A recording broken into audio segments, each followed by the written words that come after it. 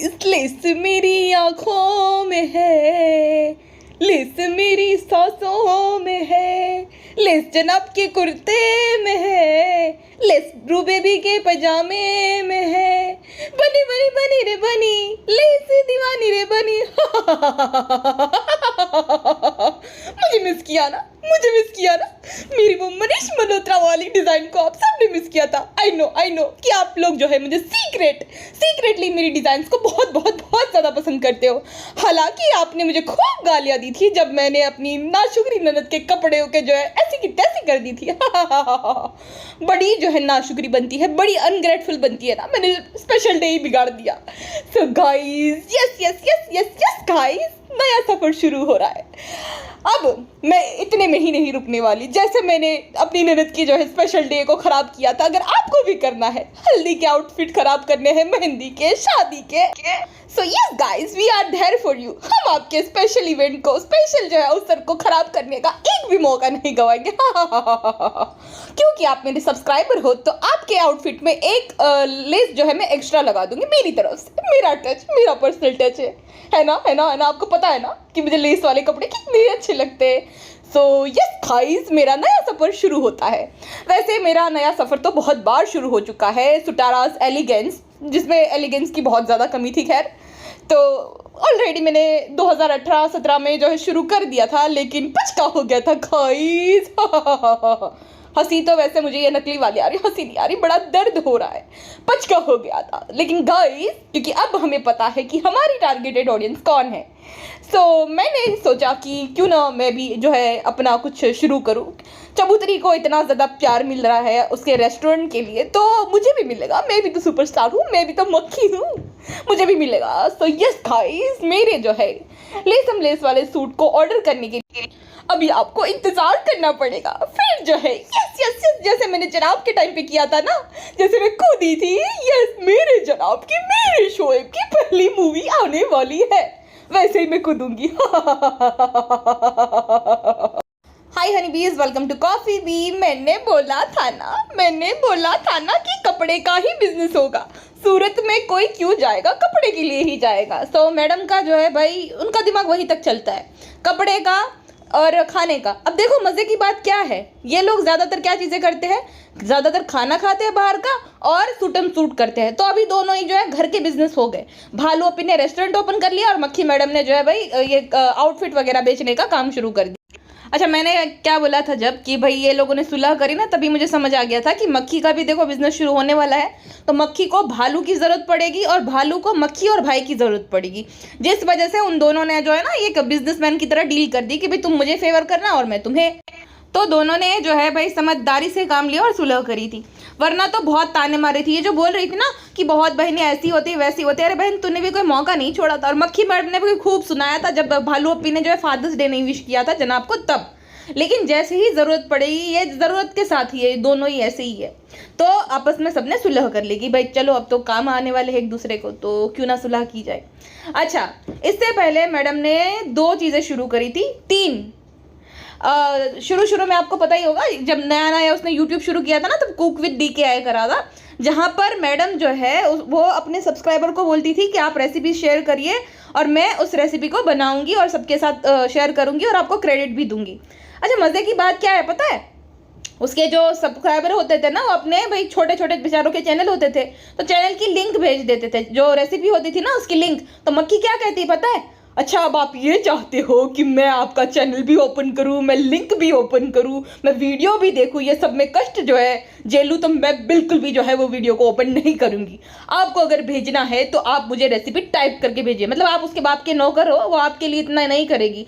आप 4 साल से उसके जो है वीडियोज़ देखो, उसको जो है अमीर बनाते जाओ, उसका 5 BHK हो जाए, लेकिन बारी जब आपकी आएगी आपको क्लाउड देने की, तब वो जो नहीं करेगी, तब वो आपकी नौकर नहीं है। वाह, इस प्रकार की उसकी मानसिकता थी।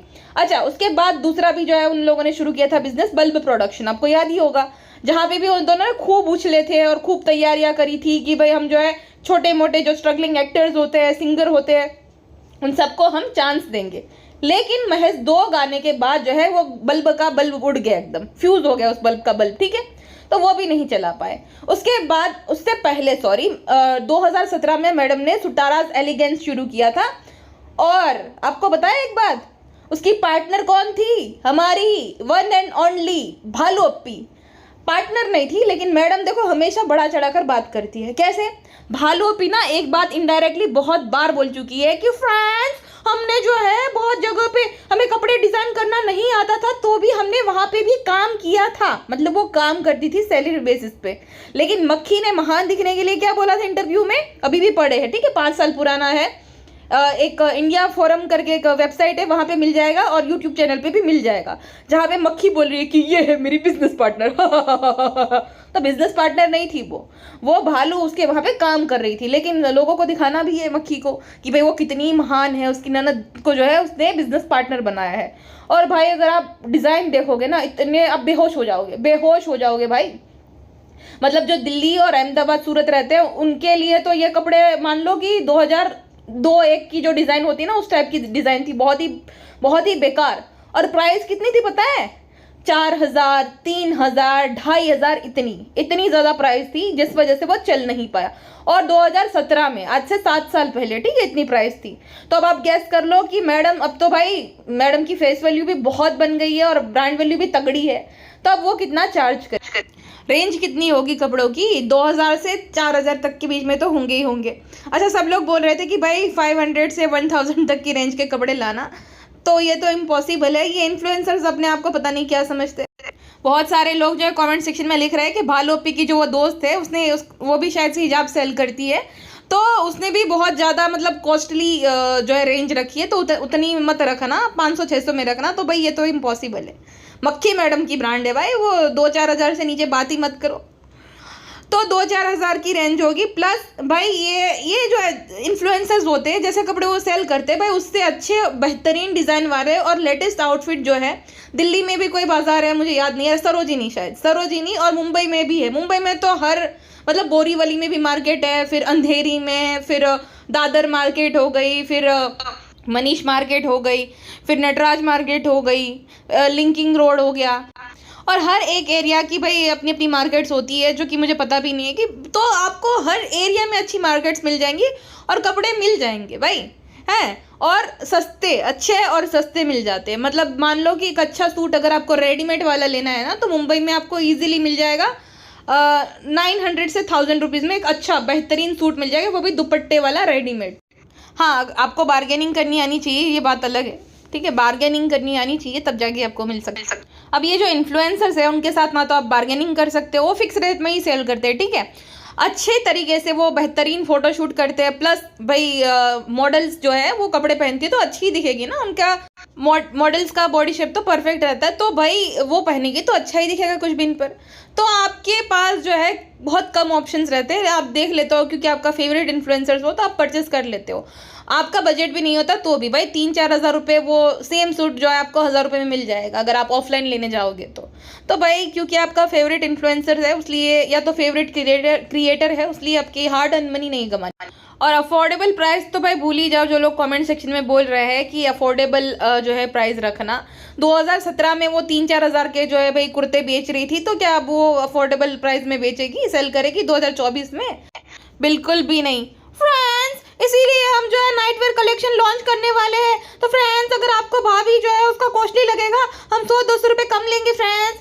आपके लिए इतना तो कर ही सकते हैं ना, हम थोड़ी दूसरे की तरह जो है महंगा बेचेंगे फ्रेंड्स, हम आपसे बहुत प्यार करते हैं। झूठी कहीं की, खुद ने और प्राइस मेन्यू रखा है, वो भी तेल मसाले वाला, न जाने कैसा खाना है उसका, और मेरे कपड़े को महंगा बोल रही है। भाभी आप झूठ मत बोलो, आपने मुफ्त में खाना खाया है, ये बोल करके हम तो पैसे देते, आज तक बिल पे नहीं किया भाई ने, और आपने वो तो दिखाने के लिए खाली। झूठ मत बोलो, ठीक है? एक जो है करोड़पति लड़की की बद्दुआ लगेगी आपको। करोड़पति नहीं, अबला होती है, दुखी गरीब होती है, लेकिन हम गरीब नहीं है, हम करोड़पति है। वो तो हम फ्रेंड्स के लिए मिडिल क्लास बनते हैं, वरना आपको तो बताइए हम करोड़पति है। मेरे दम पे बनी हो करोड़पति, ठीक है? मैंने तुम्हारा मेकओवर कराया है। अगर किसी को ट्रस्ट नहीं आ रहा ना, 5 साल पहले का वीडियो देख लो, 2017 का। एक दांत टूटा हुआ था, मस्सा था और एकदम आप ना थैंक यू बोलोगे कि भाई ये हिजाब पहन रही, इसके बाल देखो झाड़ू जैसे पूरे, स्ट्रेट कराने के बावजूद भी झाड़ू लग रहे थे पूरे। तो मैंने मेकओवर किया है, मैंने अपने लाखों रुपए लगाए थे इस नाशुगरी पे। इससे अच्छा तो मैं पिज्जा पे लगा देती थी, कम से कम मेरे ब्लॉग में आती थी, मेरे काम आती थी। नहीं, पिज्जा पे सिर्फ हमारा राइट है, खबरदार अगर पिज्जा का नाम भी लिया तो अपने टाटू में घबराहट हो गई है, पिज्जों को खाली हम ही एक्सप्लॉइट करेंगे। हाँ अच्छा, इस इरशाली भालू ने जब बोला था ना कि फ्रेंड्स हमारा भी जो है नाइट वेयर का कलेक्शन आने वाला है, मैंने तभी आपको बोल दिया था कि मैडम का 100% अब तो जो है भाई सूटम सूट का ही बिजनेस होने वाला है। जमील भाई सिलेंगे और कपड़ा शायद से वो ईश्वर कलेक्शन से आएगा। और जो सुटारास एलिगेंस था, मुझे लग रहा है कि वो जो बचे थे ना, जो बिके नहीं थे, वो सारे जो सूटम सूट थे वो सारे दे दिए थे ईश्वर कलेक्शन वालों को कि भाई रखो आप सेल कर दो, इसलिए बार बार पहुंच जाते हैं। तो वही है भाई, फैब्रिक वहाँ से आएंगे और the designer lace expert Jameel भाई जो है वो उसको सिलेंगे। मैडम का पर्सनल टच हो गई तो भाई समोसे वाले लेस मिलेंगे, गोटा पट्टी मिल जाएगी आपको, वो चांद सितारे सब मिल जाएगा, सब मिल जाएगा। मैडम का पर्सनल टच यही तो है। अच्छा, जिसको थोड़ी सी भी नॉलेज है कि भाई ये बिजनेस ये ओपन क्यों कर रहे हैं, 3 बिजनेस बंद कर दिए, चौथा क्यों ओपन कर रहा है, उनको समझ आ गया होगा कि ये किस लिए ओपन किए जा रहे हैं। अच्छा, एक मज़े की बात बताओ, सूरत में ना अगर आप बल्क में लेस गोटा पट्टी ये सब खरीदते हो ना, बहुत सस्ता मिल जाता है। तो ये मक्खी मुझे लगता है कि सूरत गई थी, एक तो वो जो है रॉ मटेरियल लेने की, भाई वाइट फैब्रिक होता है, फिर उसको कलर वगैरह कराना रहता है, तो शायद से एक तो वो मिल जाता है वहाँ पे, दूसरा लेस गोटा पट्टी एकदम सस्ता मिल जाता है, और बल्क में ले तो और सस्ता मिल जाता है, तो उस वजह से गई थी। तो अब भाई गाइस लेस की खैर नहीं, सारे के सारे लेस जो है लगा दूंगी, सूरत के सारे लेस खरीद लूंगी और आपको जो है लेसम लेस वाला आउटफिट सेल करूंगी। आप खरीदोगे ना, आप मेरे लेस वाले सूट लेने आओगे ना, ऑर्डर करोगे ना। अब मैं जो है इंटरनेशनली भी ये डिलीवरी करूंगी, क्योंकि मुझे पता है कि मेरा फैन बेस कहाँ से है ज़्यादा। पाकिस्तान वाले कब काम आएंगे, उनको यही तो चिपकाना है। बट इस मामले में मैं पाकिस्तान वालों की पहली बार तारीफ करूंगी कि भाई उनके जो कपड़े होते हैं ना बहुत स्टाइलिश रहते हैं, मतलब सूट भी होता है ना तो भाई एक एलिगेंट वे में वो लोग कैरी करती है, ठीक है, औरतें वहाँ की अच्छे तरीके से, उनका स्टाइल भाई अच्छा रहता है। मैडम से तो लाख गुना बेहतर लगते हैं मुझे पाकिस्तानी जो औरतें कपड़े पहनती है, वो तो भाई वो नहीं आएंगी मक्खी मैडम की हाथ में, इस मामले में नहीं आएंगी वो लपेटे में ना। और इंडियन लोअर मिडिल क्लास जो महिलाएं हैं उनके बजट के बाहर के कपड़े हैं। फिर भी जैसे कि मैंने बोला था ना कि भाई कुर्ला जैसे एरिया से मीरा रोड तक पहुंच जाते हैं लोग, और वो भी इतने ओवर प्राइस रेस्टोरेंट में, तो इनके भाई ब्लाइंड सपोर्टर्स की क्या ही बोले, हो सकता है भाई खरीद भी। और देखो भाई, मैं नहीं चाहती कि इसका बिजनेस फ्लॉप हो या ऐसा कुछ भी, मस्ती मजाक में मैं बोल रही हूँ, और मैं कभी नहीं चाहूँगी कि किसी औरत का बिजनेस फ्लॉप हो जाए या तो ऐसा कुछ भी। लेकिन जितना हमें पता है मक्खी की चॉइस हमने जितनी देखी है भाई, टैगी आउटफिट्स रहते हैं लेस वाले खाली। आपने देखी होंगी भालूपी की शादी में एक लड़की की शादी हो रही, वैसे वो है ही इसी लायक ही है वो नालायक लड़की, लेकिन सोचो कि शादी के दिन वाले अगर आउटफिट कोई खराब कर दे, उसको बैगन बना दिया था लिटरली, बैगन। और हल्दी का तो भाई क्या ही कहना, मेहंदी का आउटफिट तो आप देख लो पूरा लेसम लेस, उसका खुद का घरारा देख लो एकदम लेस से भरा हुआ, जनाब के कुर्ते में चांद सितारे लगे पड़े, मतलब इतना टैकी आउटफिट, इतने टैकी आउटफिट, बाप रे, लेस और चांद सितारे लगे हुए हर जगह, आपको ये दिखेगा जगमग जगमग जगमग। तो पता ही है मैडम का ये पर्सनल टच ऐसा रहता है, चांद सितारे और लेस वाला, तो क्या ही होने वाला है। और 2017 में इसीलिए तो फ्लॉप हो गया था, क्योंकि बाबा आदम के ज़माने की डिज़ाइन उसने रखी थी, बिल्कुल भी मुझे नहीं अच्छी लगी थी भाई, पता नहीं उसके ब्लाइंड फॉलोअर्स को अच्छा लगता था ये सब, मुझे तो ये सब नहीं अच्छा लगा था। हमारे इधर तो ये 2007-8 में चलता था ये सब, ठीक है, तो भी कोई ऐसी डिज़ाइन वाले कपड़े नहीं खरीदते थे भाई। क्रॉप टॉप को भी इस औरत ने अगली तरीके से डिज़ाइन कर दिया था, इतने अगली दिखते थे क्रॉप टॉप, मैंने उससे गंदा बेकार वाहियात क्रॉप टॉप कहीं देखा ही नहीं, जैसा सुटाराज एलिगेंस में था जो कि मैडम ने पहन रखा था। भाई कौन पहनता है ऐसा फालतू से, और उसकी प्राइस कितनी, 4000 रुपये, भाई 4 रुपये ना दे कोई इसके लिए। तो बस यही है, उम्मीद तो नहीं है मैडम से, अब पता नहीं कोई चमत्कार हो जाए। और वो जो है अगर टीम वर्क हो रहा है तो उसकी टीम वालों को जो भाई अपनी ही ना चलाए, टीम वालों की चलाए, जो डिज़ाइनर वगैरह अगर उसने हायर करे है तो उनकी सुने ना कि अपना ही मुझे सब पता है, आई नो एवरीथिंग, मैं मुझे सब पता है। भाई तुझे कुछ नहीं पता है मक्खी मैडम, अच्छा, फेको चंद से मेरा एक सवाल है। फेको चंद ने क्या बोला था इंटरव्यू में, और जब वो आया था ना कि भाई कितनी नेगेटिविटी फैलाओगे, कि हाँ मुझे तो हाउसवाइफ ही बनना था, मेरा ड्रीम था हाउसवाइफ बनने का। मैं चाहती थी कि मैं जो हूँ मेरे शौहर को डब्बा पैक करके दूँ, घर पे रहूँ, घर का काम करूँ, खाना बनाऊँ। तो ये एक नंबर की झूठी औरत है, इसका ड्रीम कभी भी हाउसवाइफ बनने का नहीं था, ठीक है। जैसे ही उसका शो बंद हुआ था ना, वो जो कहा हम कहा तुम, उसके बाद तुरंत बाद इसने व्लॉगिंग शुरू कर दी। अभी भी जब ये ब्लॉग नहीं बनाती ना, ये जनाब के ब्लॉग में फीचर हो जाती, दिख जाती, क्योंकि इसको लाइमलाइट चाहिए। और मैडम सेलो भी जाती है ना, वहां पे भी पेड पेपरजी को बुला देती है कि भाई मुझे कैप्चर करो। आपको क्या लगता है ये बिना पे किए वो पहुंच जाएंगे ऐसे? उनको कैसे पता कि भाई वो सेलो में आई है? तो भाई इतनी ज्यादा लाइमलाइट की ये भूखी है, ठीक है। शो बंद हुआ, तुरंत ब्लॉगिंग शुरू हो गई। उसके बाद जब मैडम जनाब के जो शो चल रहा था ना, जो अजूनी, उस टाइम पे भी वो पहुंच जाती थी सेट पर। और अभी जो झलक दिखला जाता वहां पे तो फराह खान को बोलना पड़ा था कि भाई तुम मत आया करो शूटिंग पे, तो भी पहुंच जाती थी टिफिन लेकर, और बिरयानी बनाकर, जर्दा बनाकर, पता नहीं क्या क्या बनाया था, वो सब लेकर पहुंच जाती थी। सैंडविच ये वो किसी को नहीं खाना रहता था भाई, वो प्रोडक्शन वालों को खिला देती थी खाली, लेकिन पहुंच जाती थी किसी ना किसी बहाने से, ताकि लाइमलाइट मिले। वहां पे जाएगी तो वहां तो पेपराजी होते हैं ना, तो भाई मैडम कैप्चर हो जाएगी तो लाइमलाइट मिलेगी। तो इसको लाइमलाइट में रहने का बहुत ज़्यादा शौक है। ये फेंकती है कि इसको हाउसवाइफ बनने का शौक था वगैरह वगैरह। ये जो भी पतीले भर भर के बिरयानी बनाती है ना, उसमें खाली चमचा चलाती है, ठीक है। वहाँ पे दीदी वगैरह है जो कि काम करती है, अच्छे से हेल्प करती है। गरम काड़ा अंकल है, चिक्कू टिक्कू सब लोग उसको हेल्प करते थे।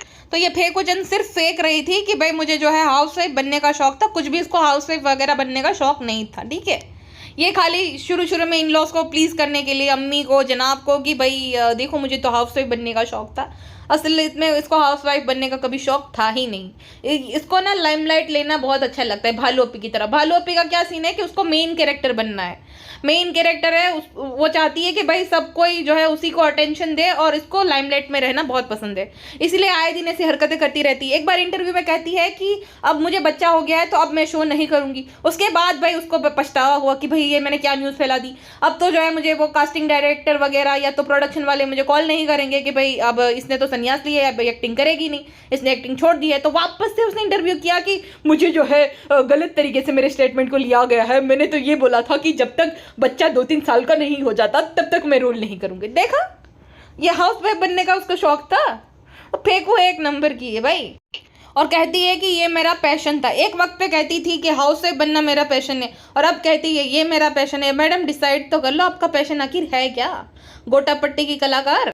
अच्छा, इसकी मैं हिम्मत की दाद दूंगी भाई, इसको कितनी गालियां पड़ी है मतलब इसकी ट्रोलिंग शुरू ही उस टाइम से हुई है, पता है, जब उसने भालू अपी के आउटफिट बिगाड़े थे ना, लेसम लेस कर दिया था, भालू अपी को बैगन बना दिया था। निकाह का भी देखो, मैं सच बोलूंगी, झूठ नहीं बोलूंगी, भालू अपी का कॉन्फिडेंस, भालू अपी की खुशी कि भाई उसने जिसको पसंद किया, जिससे वो प्यार करती है, उससे उसकी शादी हो रही है, इस वजह से उसका ग्लो था ना, फेस का ग्लो।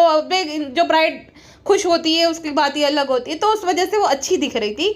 वरना निकाह का आउटफिट खराब करने में मैडम ने कोई कसर नहीं छोड़ी थी भाई। फाइल लेके घूमती थी और बोल रही थी कि आपको सरप्राइज मिलेगा और ये था इसका सरप्राइज, बैगन बना दिया था भाई। रिसेप्शन, जो मुंबई का रिसेप्शन था, उसमें तो बैगन लग रही थी पूरी, ना मेकअप अच्छा था ना कुछ भी, इतनी बेकार लग रही थी। और खुद के आउटफिट अच्छा था उसका, क्योंकि उसने डिजाइनर से डिजाइन करवाया था ना, भालू अपी का लेस डिजाइनर ने खुद डिजाइन किया था, इस वजह से बैगन दिख रही थी। निकाह का भी खराबी करा था उसने, आगे से कैसा पता नहीं अजीब सा डिजाइन रखा था, और अजीब ही था, लेकिन भालू अपी अच्छी लग रही थी क्योंकि मेकअप बहुत अच्छा हुआ था, मेकअप अच्छा था, और वो खुश भी थी क्योंकि जिसको पसंद कर रही थी उससे उसकी शादी हो रही थी, ठीक है। लेकिन इस औरत का कॉन्फिडेंस देखो भाई, इतना ज्यादा ट्रोल होने के बावजूद भी सेम लाइन में वापस आ गई है, क्योंकि ये अपने आप को जो है मनीष मल्होत्रा से कम समझती ही नहीं है। इंटीरियर जब हो रहा था घर का, पहले तो ये क्या करती है ना, पिंटरेस्ट से देखना कॉपी करेगी, इसकी कोई भी कपड़े की डिजाइन होगी ना, पिंटरेस्ट से ये कॉपी कर लेती है। ये जो इंटीरियर हुआ है ना, सब लोग बोल रहे हैं कि इसका कॉपी नहीं, वो पिंटरेस्ट से डिजाइन ढूंढती है, वहां से वो कॉपी मारती है और सेम टू सेम करने की वो कोशिश करती है, और उसमें उसका पर्सनल टच डाल देती है। भाई सेम टू सेम करे तो भी अच्छा हो जाए, लेकिन ये अपना पर्सनल टच डाल देती है। उसको लगता है कि वो एक बहुत बड़ी जो इंटीरियर डिजाइनर है और कपड़ों की भी डिजाइनर है, मनीष मल्होत्रा। तो भाई ऐसा नहीं है, लेकिन ये डिलुली लेडी को कौन समझाए भाई। अच्छा, जनाब की हंसी नहीं रुक रही थी, जनाब को देखो पकड़े गए जनाब, जब ये बोल रही थी ना कि गाइस उसमें मेरा पर्सनल टच होगा, जनाब अपने होठ चबा रहे हैं, और जनाब ने अपनी उंगलियां दबा रखी है कि उसको हंसी आ रही थी, कि उसको भी पता है कि इसका पर्सनल टच कैसा होता है। जनाब के भी कुर्ते देखो, बाप रे, औरत जैसे कुर्ते पहनाती है, गोलम गोल वाले। जनाब का कुर्ता पूरा गोल था। और ईद के भी अगर आप जनाब के कुर्ते देखोगे ना, चांद सितारे वाले और दुपट्टे वाले, और इतने टाइट, बाप रे, ऐसा लग रहा है कि जैसे लड़की के औरतों के कपड़े हो, इतने टाइट जनाब के। ऐसा लग रहा है कि जनाब बेबी रो को दूध पिलाते हो, इतने टाइट। और इतना जनाब के वो वाला जो पोर्शन होता है ना, एकदम बड़ा बड़ा दिखता है। ऐसा लग रहा है कि वो भी बच्चे को दूध वूध पिलाएंगे अभी, इतना बड़ा बड़ा दिखता है भाई। तो ये लेस डिजाइनर की कमाल है, उनका पर्सनल टच है। बखूबी से ये जानते हैं, इसलिए उनकी हंसी नहीं रुक रही थी। लेकिन अब हंस भी तो नहीं सकते, खुद की बीवी है तो हंसे कैसे वो, इसलिए वो वोट चबाने लग गए और उंगलियों से अपनी हंसी रोक रहे थे कि भाई मुझे पता है मैं विक्टिम हूँ तुम्हारे जो है पर्सनल टच का। और पर्सनल टच तो ऐसे बोल रही थी जैसे कि बहुत ज़्यादा स्टाइलिश कपड़े पहनती हो। अरे भाई, झोला छाप सूट पहन के घूमती हो और वो पर्सनल टच का बोलेंगे। ऐसा लग रहा है कि इतने अच्छे तरीके से एलिगेंट वे में अपने आउटफिट फिट के जो है कैरी करती हो, इस तरीके से बोल रही जैसे कि मनीष मल्होत्रा हो ना, कि भाई वो बोले कि भाई मैं अपना पर्सनल टच दूंगा वगैरह वगैरह। मनीष मल्होत्रा ठीक है, सब्यसाची जैसे अगर बोल कि मेरा टच है, तो भाई हम समझ भी सकते हैं कि भाई वो अच्छे कपड़े डिज़ाइन करते हैं। मैडम जब झोला छाप सूट पहनने वाली मैडम बोल रही है कि मेरा पर्सनल टच होगा, भाई आपका पर्सनल टच हमने बालोपी की शादी में देख ही लिया था मैडम। अच्छा, मैंने एक बात नोटिस करी उसके ब्लॉग से कि जो बच्चा है ना, उनके घर पे जो काम भी करते हैं ना, जैसे गरम काड़ा अंकल हो गए, उनके साथ घूमने जाता है। वो दीदी जो थी उसके साथ भी अच्छे से खेल रहा था, है ना, दीदी कुछ वो फेंक रही थी तो अच्छे से खेल रहा था। सिर्फ उसको रोना कब आता है, भालूपी को देखकर। तो भालू ने नक्की उसको जो है चिमटी काटी है, और शर्मिली जी को देखकर वो मुंह बना लेता है। मतलब शर्मिली माँ बेटी ने कुछ तो करा है। शर्मिली जी फिर भी शर्मिली जी को आता ही नहीं है कि बच्चे को कैसे मतलब सहलाते हैं, कैसे उसके साथ बात करते हैं। ए रूहान, ए रूहान, अरे पर ए रूहान के आगे तो कुछ करो, उसको खिलाओ। खाली ए रूहान करके बच्चे थोड़ी आ जाते हैं। तो मतलब बच्चा जो है ना भाई, सबके साथ खेलने वाला बच्चा है, एकदम जॉयफुल कि भाई हर किसी के साथ वो खेलेगा। बट इन लोगों का चाहे मन ना हो, या तो ये खिलाना नहीं चाहते बच्चे को, या तो शर्मिली को ऐसा है कि भाई उसकी बेटी को बच्चा नहीं हो रहा, बेटे का हो गया तो बार बार अगर खिलाएगी तो उसको कहीं बुरा ना लग जाए, इसलिए नहीं खिला रही हो। खाली यही रूहान करते रहते। अरे भाई इतनी बड़ी हो गई, 60-70 साल के हो गए, बच्चों को कैसे जो है, बच्चों के साथ कैसे खेलते, उनको कैसे सहलाते, वो नहीं पता है। अच्छा, मक्खी मैडम, बाप रे, बच्चे को तो ऊपर वाला ही बच्चा है। मक्खी मैडम ने बड़े बड़े पास्ते बनाए थे, वो भी काली मिर्च डाल कर, पता नहीं क्या क्या डाला था, वाइट सॉल्ट, ये वो कितना सारा, और इतने बड़े बड़े, भाई उस बच्चे के गले में अटक जाएंगे वो पास्ते। और बोल रही कि ये जो है बेबी रू का मिल है। अरे लेकिन इतना सारा एक कम मात्रा में खिलाना चाहिए बच्चे को, क्योंकि अभी से उनकी आदतें पड़ जाती है फिर ज़्यादा खाने की, है ना, एकदम उनको भूख लगती रहती है ज़्यादा। जितना तुम अभी से आदतें जैसी करोगे, जैसी बनाओगे, वैसी आगे चल के होगी। तो मक्खी को ऐसा लगता है कि अगर बच्चा मोटा हो जाएगा तो मोटा बच्चा मतलब हेल्दी बच्चा। ऐसा नहीं होता है मैडम। और नानी बनी नैनी कहाँ गई भाई, वापस से पिंड चली गई क्या, दिख नहीं रही बहुत दिनों से। शोएब ने मुझे बहुत प्यार दिया है, मेरा बेटा है, मैं हमेशा आभारी रहूंगी। दीपिका को मेरी समधन ने बेटी जितना प्यार दिया है। यही डायलॉग बोल लेना बेटा। मम्मी वो नहीं, अब तो मेरे जो लिस वाला जो है एक मेरा नया सफर शुरू होने वाला है, तो आप कुछ बोलो, अब मेरी तारीफ में बोलो। आप तुम्हारी तारीफ मुझे नहीं करनी आती, तुमने मुझे तोते की तरह रटवाया था कि दामाद की तारीफ करनी है। तो मैं ये बोलना चाहूँगी कि शोएब ने बहुत सपोर्ट किया। बस कर जाओ, नहीं सुननी तारीफ। ओके, मुझे पिन जाना है, फिर जाओ फिर। अच्छा, मुझे इनकी एक बात नहीं समझ में आती कि अगर तुम कुछ शुरू भी कर रहे हो तो भाई नॉर्मली बता दो, इतना भाषण क्यों देना है होठ चबा चबा कर, ऐसा था वैसा नहीं। अरे भाई हद होती है। और ये जितने भी इनके फैंस है बेवकूफ़, वो सुनते भी है जान लगा करके मैडम और जनाब भाषण दे रहे हैं। जनाब ने क्या बोला था जब हाइप बना रहे थे तब कि कुछ बड़ा होने वाला था, और कल जनाब क्या बोल रहे थे कि हम जो है छोटे स्केल पे शुरू कर रहे हैं। अरे जनाब झूठे, आप तो बोल रहे थे कुछ बड़ा होने वाला है। देखा, हाइप बनाने के लिए कुछ भी कर रहे। वो होता है ना कि भाई खोदा पहाड़ निकला चूहा। मैडम की क्रिएटिविटी खाली सूट तक है, खाली लेस तक, और तेल वाला चिकन मटन बनाने में है। अच्छा, मक्खी मैडम ने एक बात बताई थी कि नहीं हम तो ऐसे ही है, कंटेंट जनाब की चैनल पर ही आएगा। लेकिन क्यों नहीं आया? हाँ डोरमेट मैडम, क्योंकि अब जनाब ने भी मना कर। जनाब देखो सुधर गए, इसलिए मैं जनाब की बुराई ज़्यादा करती नहीं हूँ। जनाब सुधर गए, जनाब को पता है कि वो कंटेंट लेंगे उनको गालियाँ पड़ेगी और लोगों को भी अच्छा नहीं लग रहा, तो जनाब ने इसको फोर्स किया होगा कि भाई अपने चैनल पे अपलोड करो। तो जनाब काफ़ी हद तक वो सुधर गए, इसलिए मैं उसको ज़्यादा कुछ बोलती नहीं हूँ। तो अगर कोई सुधर रहा है या सुधर गया है तो उसकी खामखा टांग नहीं खींचनी चाहिए कि भाई इसने ये करा था वो करा, नहीं जनाब सुधर गए भाई। तो जनाब के कहने पर ही जो है मैडम ने अपने चैनल पे ब्लॉग अपलोड किया होगा, क्योंकि जनाब गाइस मेरे गुरुर है, सॉरी गर्ल्स माय जनाब इस बुक। चलिए जी, कोई हार्ड फीलिंग नहीं है मक्खी मैडम के लिए, उनको एक नए लेस से भरपूर सफ़र के लिए ऑल द बेस्ट। आप खूब लेस करो और तरक्की करो, ऐसी शुभकामनाएं। फिलहाल के लिए बस इतना ही, मिलते हैं नेक्स्ट पॉडकास्ट में। अपना ध्यान रखिएगा, बाय बाय।